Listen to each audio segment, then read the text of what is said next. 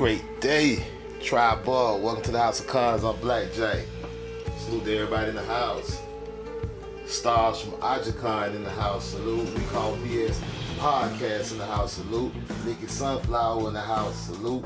Main Bond in the house. Salute. Tri-Ball with. Salute. Boom shakalaka! I appreciate all y'all for joining me one more time in the House of Cons. Con up with. We got a good show lined up, y'all. We got a good show. And we finna talk about how the Democrats blew up Black Wall Street. Salute. I don't think I don't believe I ever heard anybody cover this subject from this point of view. I've heard people talk about the Wall Street Massacre, the Tulsa Massacre. But do we really even talk about who this massacre was perpetrated by? Or is it just the so-called white man or the so-called KKK, right? But let's dig into it. Let's do a little bit of research. Let's talk about who really blew up Black Wall Street. While we in this election, we count down to this presidential election. I felt like some of us might need to be informed about the decisions we make, especially about the parties that we choose to be in allegiance with. So we're going to talk about it as we're looking at this thumbnail from a third eye point of view. We got a couple of Democrats in the back. Salute. And we got Big dummy. to the far left corner, a Tulsa, Oklahoma massacre survivor. Salute. Got one of the ancestors, my Naga. A real American Naga. Salute.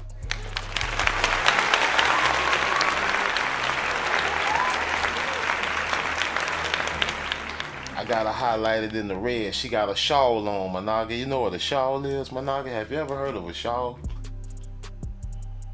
We're gonna talk about it. She over there looking like grandma. Salute. Salute to grandma. She look like grandma. She probably smell like grandma. Smell like home, my Naga. Let's talk about it. The democratic destruction of Tulsa, Oklahoma. Because a lot of people don't know. They think it was just some random Klansmen. But they don't know this. The destruction of Tulsa, Oklahoma was a political thing. And we're about to talk about it. Let's get into it. Salute. If you want to support the House of Cons, we got the Cash App at the top of the screen. Cash.app/$ House of Cons. Salute. If you want to support the house, we appreciate all the support. Whatever on your heart, you know. If you enjoy the show or you want to support the show. Let's get into it though. We're going to talk about Black Wall Street and destruction of. But let's lay the foundation. A lot of people don't know what we mean when we say Black Wall Street or Tulsa, Oklahoma. They might not know what we're talking about. So let's just start off with a little introduction about what Black Wall Street was. And right here it say TCCL remembers to commemorating Tulsa's 1921 race massacre with education, empathy, and healing. Right now we at TulsaLibrary.org. Black Wall Street, TulsaLibrary.org, Tulsa City County Library. Alright, so right here we see a Naga in this Mercedes Benz, my Naga. I don't know, is that a Cadillac? What is that? You know what I'm saying? I don't know. Big dummy. Salute. The Naga got a whip though. Who gave this Naga a horse? Crazy you can have a horse, Naga. With his family, my Naga. He got his woman. And child. You know what I'm saying? They looking very lovely, my Naga. Looking like a lovely couple. You know, you got this deep heritage in America, my Naga. You got this deep heritage, my Naga. It's only you. Let's see if we can get a closer look. Look at that. That Naga got 32s on his whip. Naga got 32s on his whip in 1921, my Naga. Salute to the Naga. You know, I got 32. You Naga still trying to get 22. This Naga had 32s. And it was a vert, the drop top. That Naga had a drop top vert in 1921 with 32s on it. He got his top hat on and suit. He got on a Perry Ellis suit, my Naga. He got his woman over there. You know what I'm saying? She's looking lovely. Natural hair. You know what I'm saying? He got his I can't tell if that's a son or a daughter in the back. But he got the young Naga in the back seat. Salute to the baby. We pro-life over here. We pro-life, especially with the Naga babies. We pro-life. Salute to the Nagas. In the drop top, they got the top down, Managa 32s on it. He probably having some speakers in there. I bet you he has some speakers. It says the Williams family image. You know, they don't say the Kunta Kinte family. They don't say the Shaka Zulu family. They say the Williams family, Managa. Salute the Williams. Family name. I got Williams in my family, Managa. It's the brother and the sister in here. Image provided by the Tulsa National Historical Society and Museum. More if you notice the red man ain't in the Indian territory, and Tulsa is you, Managa. Who's the real Indian, Managa? The entrepreneur spirit and success of the Williams family pictured above embodies the character of Black Wall Street. Not just Black Wall Street, it embodies the character of Indian territory with over 50 all-black towns, so-called black, They're thriving, independent community. They're independent, Managa. They're not slaves. They told you slaves was on the Trail of Tears. These Nagas was autonomous, like many other black individuals and families. John and Lula Williams moved to Tulsa, not only to escape racism, but to live where their business ventures and enterprises could prosper. They probably fled out of Florida or Georgia somewhere where they was terrorizing the Naga. They wanted the land and wanted the Naga to go on the Trail of Tears. They would terrorize Naga everywhere Naga go. Segregation made Black Wall Street's insular economy a necessity. This necessity, however, coupled with the vision among Greenwood's residents to create a self-sufficient district, made Black Wall Street one of the most successful and affluent black communities in U.S. history. Salute to the Naga, stronghold of the Naga. 203 Low Gang in the house, salute. Boom shakalaka! The 203 Low Gang. We appreciate your support, my brother. History of Greenwood, Black Wall Street. Today, Greenwood is widely recognized as Black Wall Street, a title bestowed upon the district by the celebrated educator, cultural icon, and founder of the Tuskegee Institute, Booker T. Washington. As author and educator Eddie Faye Gates writes, Washington visited Greenwood on his way to speak in the all-black town of Boley, one of over 50 all-black towns in Indian Territory. Impressed by the growth and success of Greenwood, he called it the Negro Wall Street of America, which evolved into the Black Wall Street during the Civil Rights Movement. Now, some people have mixed feelings about Booker T. Washington. Was he an agent? Some people have mixed feelings, but we're not here to discuss that. Right now, we're going to talk about Tulsa. Beginnings of Greenwood. The origins of Greenwood District are tied to Oklahoma's early black boosters and visionaries. Oklahoma's early or first. In 1906, Ottawa W. O.G. Gurley purchased 40 acres of land and sold it. I know it said OW, but in my eyes, I saw OG. Managa, salute. Know what I'm saying? Salute, OG. Salute.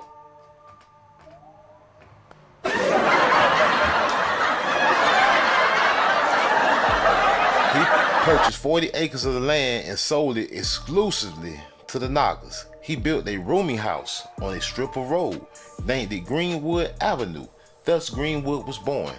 The community grew quickly.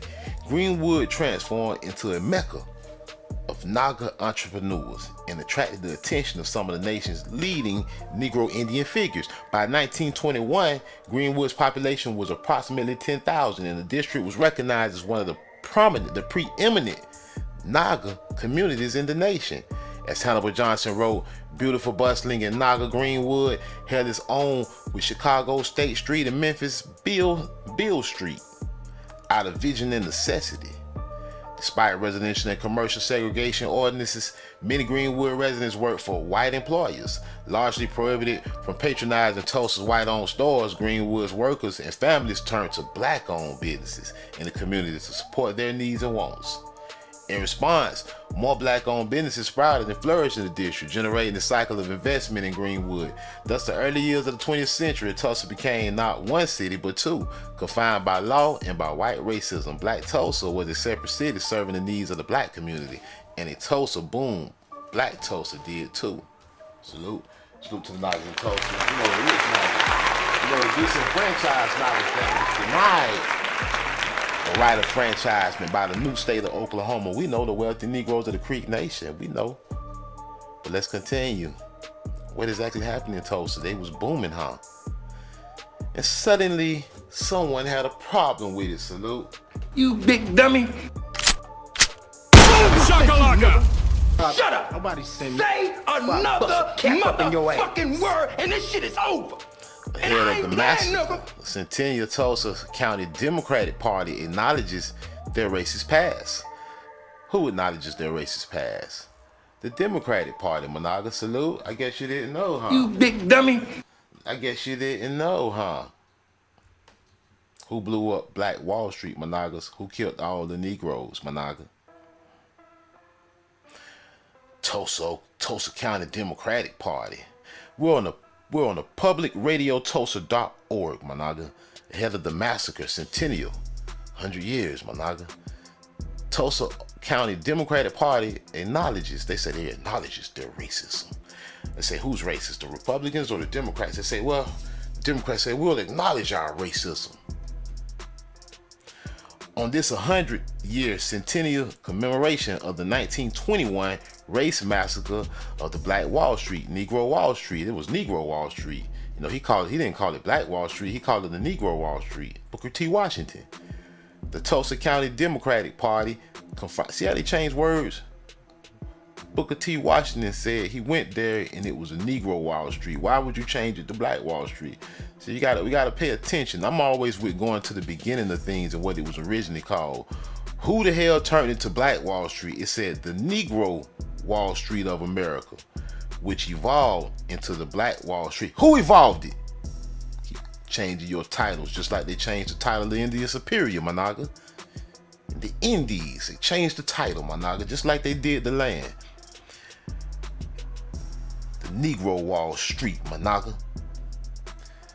The Tulsa County Democratic Party confronts their transgressions, their past transgressions, past and present transgressions, and acknowledges a culture of passive acceptance of racism within their organization. The Democratic Party at multiple points throughout history, multiple times, Joe Biden said if you don't vote for him, you ain't black.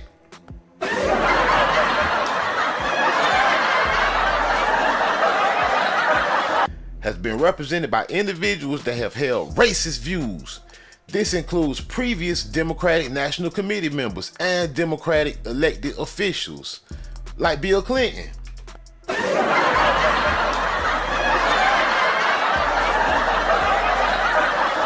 On both a nationwide, and a state level, that had documented histories as members of the Ku Klux Klan. Salute, you big dummy. And participants in the massacre. Who was the Ku Klux Klan participating in the massacre? The Democratic Party. Salute the Bronze Flat Power God in the house. Salute. Boom shakalaka! We encourage their members and supporters to take this opportunity for reflection. We ask Democrats to remember this party's history and the persistent discrimination and mistreatment of the Negro community in Oklahoma, in Indian Territory. Accepting that the only way to reach a place of true reconciliation is not through denial of their past and complacency of its effects, but forward through direct acknowledgement. The Tulsa County Democratic Party encourages citizens of Tulsa to work to bring awareness to the abuses and injustices committed upon Negro people throughout history, and to the racism that still persists today in the Democratic Party. We ask that you support and shine light on the significant contributions of the Negro community in Tulsa and Indian Territory, and acknowledge what America as a whole would lack without their courage, strength, and perseverance. We affirm that reflection and repentance are necessary aspects of acknowledgement, but that true healing will require ongoing personal and community conversations and substantial monetary and land reparations. Moving forward, we will focus efforts on amplifying Negro voices and remembering the exploitation and suffrage they have endured in Indian Territory. Monaga. Salute. Boom shakalaka! The story of Black Wall Street conspiracy in plain sight. Tulsa's white leaders orchestrated a concerted effort to force Negro residents out of Greenwood. Well, goddamn. First they put you on the Trail of Tears, told you to get the hell out of Florida. Now they're telling you to get out of Oklahoma?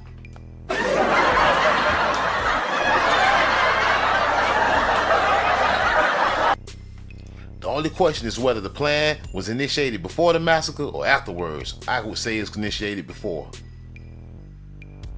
In November 1916, a week after the re-election of President Woodrow Wilson, the Democratic Party held an orgiastic parade in downtown Tulsa. Brass bands blared, revelers waved Roman candles, and donkeys strung up with decorative lights sauntered past Convention Hall. Tate Brady, a prominent real estate developer whose name already adorned city streets, led the parade on a large white Missouri mule. Behind him, marchers waved the flag of the Confederate Army, or as Brady referred to it, the Lost Cause. Onlookers complained in the Tulsa world that waving the Confederate flag through city streets and draping it over automobiles was unpatriotic. Brady and another Tulsa realtor named Mary J. Glass penned an agreed response in the Tulsa Democrat. The two men, both members of Sons of Confederate Veterans, defended the flag, the Confederacy, and the ongoing project of maintaining white supremacy by any and all means. They breathed the same spirit of the carpetbagger government of the South. The men said of the world, which openly boasted of its intention and purposes to put the white man's neck on the black man's heel, and would have succeeded had not an all-white and all-wise Providence sent the army of the Invisible Empire, the Ku Klux Klan, to the rescue of the stricken Southland. Brady and Glass embraced the Klan's past role as an insurgent army. They went further, voicing their contempt for the progress black people, the Negro, had achieved, especially in Indian Territory. More recently, in their home state, it is the same kind of newspaper that under Republican rule in the early days of Oklahoma, elected Negroes to office. Advocated and elected real American Negroes, not some mixed tethers, not somebody who don't identify with your ancestry. Real Negroes was elected in Indian Territory by Republicans. Advocated and enforced Negro equality in the schools and railways, and elected a Negro McCabe for state auditor, they wrote. Thank the Most High. This element does not control the Republican Party, and these who now criticize only exhibit their denseness. Brady and Glass, you big dummy, your denseness. Brady and Glass drew inspiration from the Klan's bloody history.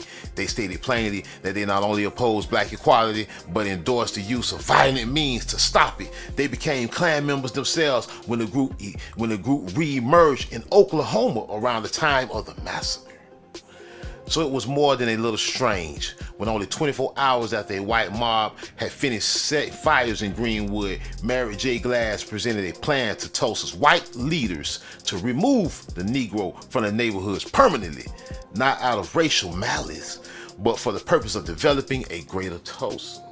You know, the new state of Oklahoma, Monaga.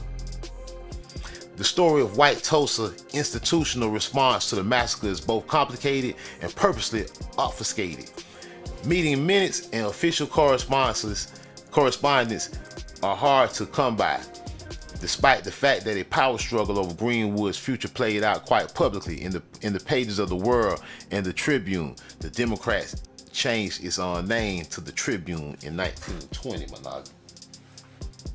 For all the money and effort the city of Tulsa is spending to uncover mass graves, there has been no parallel public initiative to seek documents that might implicate government officials, Democrats, who sought to profit off Greenwood's destruction and may have they did help coordinate the destruction before it happened. A lawsuit filed by massacre survivors and descendants against the city of Tulsa, the Chamber of Commerce, and other local institutions may uncover such documents if they exist in due time. I have no evidence of a coordinated plan to destroy Greenwood and don't spend my time looking for one here. I believe I'm not a detective or a particular fan of true crime journalism, what I'm interested in is how powerful people and institutions often mask their true motives while operating in plain sight. Monaga. Salute.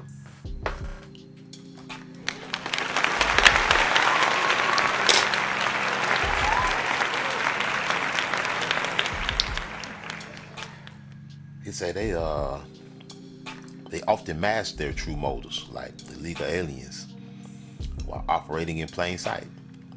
The lie said straight to your face is often, it's all about the League of Aliens. Look, they were trying to get rid of the Nagas out of Oklahoma and bring in the aliens, bring in the colonizers. They blew it on up. They said, you Nagas doing too well. The lie said straight to your face is often the most pernicious one, and the one that a knowledge of history helps to guard against. That's the information that's most valuable in a modern context. And so the story of Merritt J. Glass, who transformed from a blatant white supremacist to a humble negotiator seeking to foster a cooperative spirit, is especially instructive. In 1921, Glass was the president of the Tulsa Real Estate Exchange, a group of city boosters who saw both profit and righteousness in ceaseless territorial expansion. His vice president, Clark Whiteside, also had KKK ties, according to a 1928 registry. Whiteside's father was a Klan member. 6 months after the massacre, Clark Whiteside implied that lynchings were an appropriate response when citizens believed the criminal justice system was not punitive enough, telling the Tulsa World. When people have stood all that human nature can possibly bear, there are likely to be some necktie parties, if one is to judge by what has happened in the past. By the Democrats, Monaga, salute.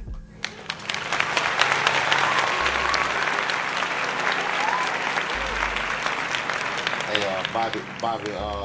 Bobby Sugar in the house, Robin Nelson in the house, Stephen Scoob in the house, salute. On June 2nd, the day after the massacre, the Tulsa Real Estate Exchange was able to lay out with startling efficiency a comprehensive plan for taking over Greenwood, stealing the land. After a massacre, here come the real estate.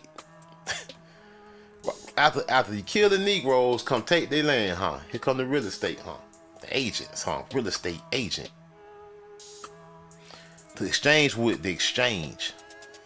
appraise the value of all land in the burnt out district owned by both blacks and whites. Then based on those property values, the exchange would buy out all the landowners and build an industrial site in Greenwood, likely to be used to expand railroad capacity. Black Tulsans would receive aid in building a new neighborhood northeast of Greenwood equipped with sewage and electric lines, but they would be explicitly banned from building wooden shacks in Greenwood as they struggle to reassemble their lives. See? The real estate exchange set up a tent in the days after the massacre at the corner of Greenwood Avenue and Brady Street, where landowners, look what they did, man. The real estate people came in, stole your land, and then they banned you from building. They call it a shack. They banned you from building your own home. They say, no, you need to get a 30-year slave mortgage and buy land from the colonizer now. They put up codes, say you can't build your own home no more. They say that's an unsafe structure, you Negro. They say you need to be a slave to the banks, Negro. The real estate exchange set up a tent in the days after the massacre at the corner of Greenwood Avenue and Brady Street, where landowners and renters could come to report their losses. On the filing form, the organization warned residents not to consult attorneys or make claims for insurance independent of the exchange. Many blacks ignored this. See, the Naga, see. How you gonna tell the Naga, you done burnt the Naga land down, killed Nagas, and then you gonna turn around and tell Nagas, yeah, when you come down here, make sure you don't contact no attorneys, and you don't make no insurance claim. Look what they did. Many blacks, the Nagas ignored that advice. Lula Williams was already seeking legal aid from her personal lawyer on June 2nd. The exchange expected to value black-owned property at about $500 per lot. See, they're gonna rob Nagas out their land. As an industrial area, it would be worth $1,750 per lot before the massacre. Many lots in the area had already fetched values well above $500 according to property records. Let's see, boy. these people wicked, boy. A Tulsa Tribune article detailing the Tulsa real estate exchange plans to appraise Greenwood's property free of charge. Yeah, we'll come and appraise it for free. I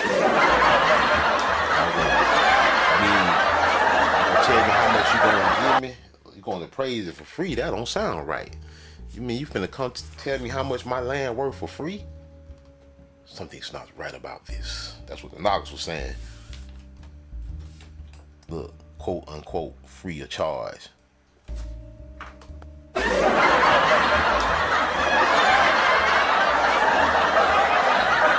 The Nagas was quite suspicious of this. The Nagas said something's not right.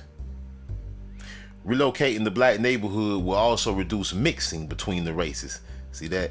They always want to say you got mixed out though. See, they getting caught. It's how they catch them and they trip themselves up in their lives. They said, yeah, you Nagas, y'all from Africa first off. Damn,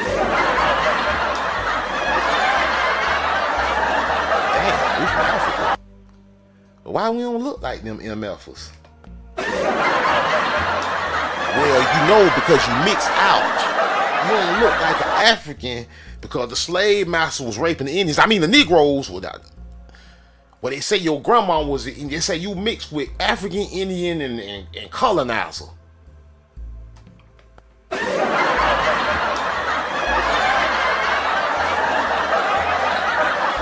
But right here though, they was doing everything they could do to prevent mixing between the races and black access to jobs and opportunities in downtown Tulsa.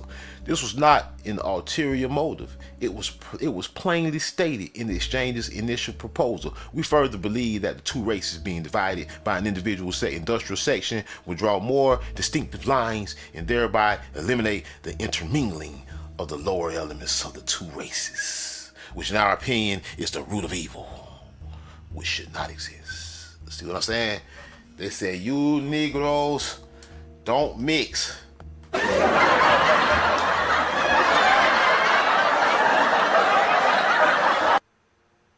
See, they catch themselves in their own lies, man. Exactly how Greenwood residents felt about this proposition is hard to ascertain.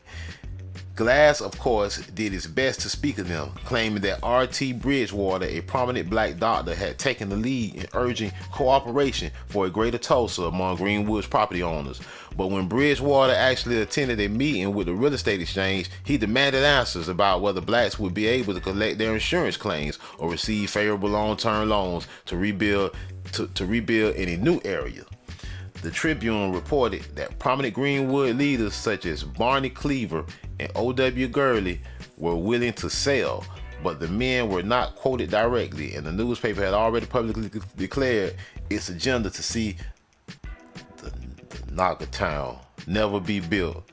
It was hardly an objective source. They said, don't build this Naga town. They said, do not build this Naga town.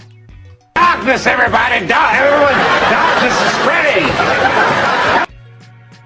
Okay. Almost every local claim about what black people were thinking was passed through a white filter. The one exception is a surviving editorial from the Oklahoma Sun, the Greenwood newspaper that succeeded the Tulsa Star after A.J. Smitherman was banished from Tulsa during the massacre. His last name was Smitherman. In the midst of our dilemma, loan sharks and conniving persons will suggest you sell out and leave. They say they suggest you sell out and leave, these conniving people, the Sun reported. They will tell you that fate is against you if you remain in Tulsa, same way they told Nagas in Florida. Such persons should be spurned, for they are not your friends. They will profit through your temporary misfortune and embarrassment. Glass's plan to buy out Black Tulsa ultimately fell apart. Brady also served on one of the city's reconstruction committees, but he was not as publicly vocal in his efforts to seize Greenwood. The city commission tried to codify Glass's recommendation that blacks not be allowed to build wooden homes, not shacks. Nagas was building their own homes by passing a fire ordinance that limited low-cost construction. See, they want to put you in debt, my Naga, what they're doing today. But neighborhood lawyers such as B.C. Franklin challenged the new laws, and a judge deemed it unconstitutional. See, a lot of these codes in your community saying you can't build your own home are unconstitutional. It already was deemed unconstitutional by a judge. By the end of summer, Negro-owned buildings were rising in Greenwood once again. You can't keep a nigga down. We don't die, we multiply.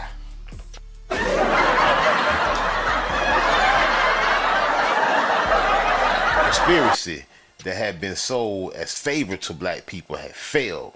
The conspiracy that has been sold as a favor to the Negro had failed. Salute.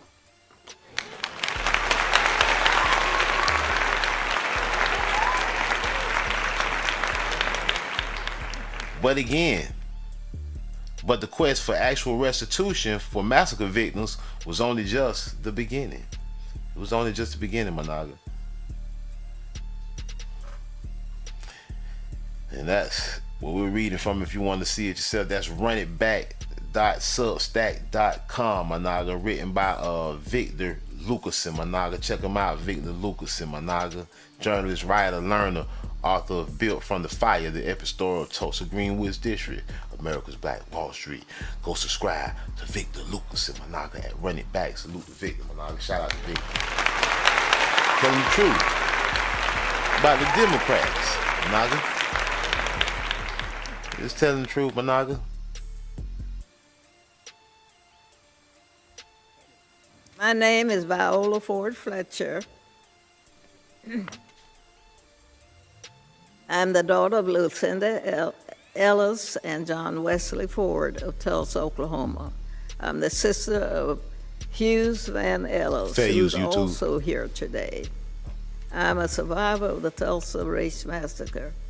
2 weeks ago, I celebrated my 107th birthday. Boom shakalaka! Today, I'm visiting Washington, D.C. for the first time in my life.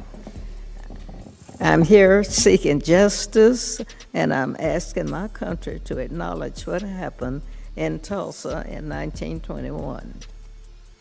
The night of the massacre, I was awakened by my family. My parents and 5 siblings were there. I was told we had to leave, and that was it. I will never forget the violence of the white mob when we left our home. I still see black men being shot, black bodies lying in the street. I still smell smoke and see fire. I still see black businesses being burned. I still hear airplanes flying overhead. I hear the screams. I have lived through the massacre every day. Our country may forget this history, but I cannot. I will not, and other survivors do not, and our descendants do not. When my family was forced to leave Tulsa, I lost my chance of an education. I never finished school past the 4th grade. I have never made much money in my country. State and city took a lot from me. Despite this, I spent time supporting the war effort in the shipyards of California, but most of my life I was a domestic worker serving white families.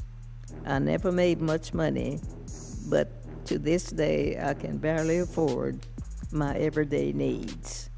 All the while the city of this Tulsa have unjustly used the names and stories of victims like me to enrich myself and its white allies through the 30s million raised by the Tulsa Centennial Commissioner while I was continuing to live in poverty.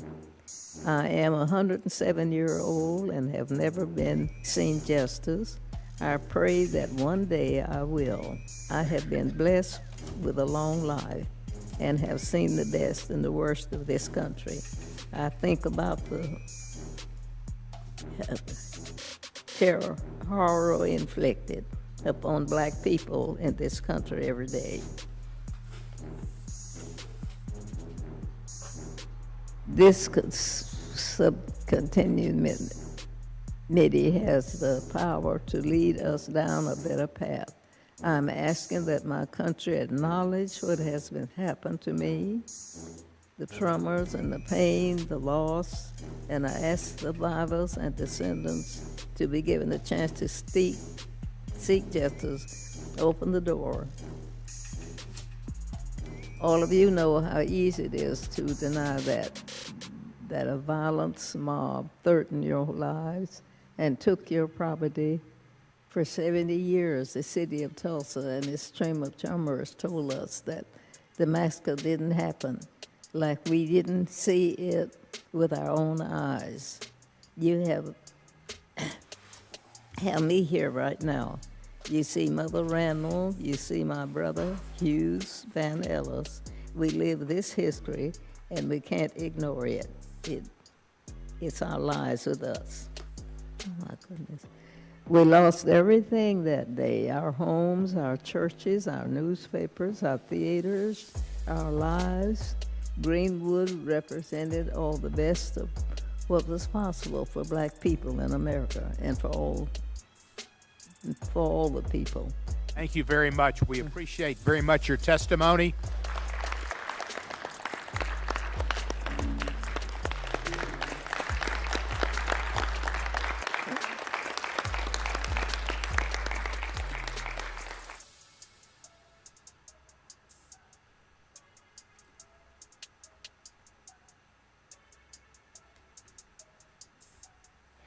Let us not forget. Let me back that up. Let us not forget. Topeka Plains dealer told us about Oklahoma, told us all about Indian territory. Grandfather clause in Oklahoma. Wealthy Negroes are denied the right of franchise by the act of the new state of Oklahoma. The largest population in the Creek Nation. The largest Negro population. Negro, Indian, same thing. Let us not forget, but the blackest spot includes the village of Rentsville, Grayson, Wildcat, Council Hill, and the town of Boley. Let us not forget that at Wildcat, colonizers were warned to depart before sundown. This entire community of Negroes numbered probably 15,000 souls. It was here that occurred the Henrietta Race War and the Crazy Snake Rebellion, the last of which was heralded in the summer of 1900 as a big Indian War. In neither case was there any great trouble. One Negro was killed. Let us not forget, it was not just Tulsa that was wealthy Negroes. All over Oklahoma, let us not forget Monaga. Salute. One general in the house, tribal. Boom shakalaka!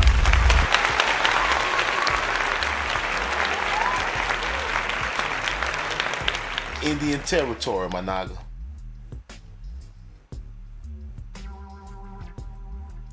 Hey, I'm Blackjack. This House of Cons. I appreciate for y'all for tribing up with me one more time. Salute to everybody in the house. Salute. Boom shakalaka! Want to support the House of Cons? You got the cash app at the top of the screen. Cash.app/$House of Cons. And we out, y'all. Peace.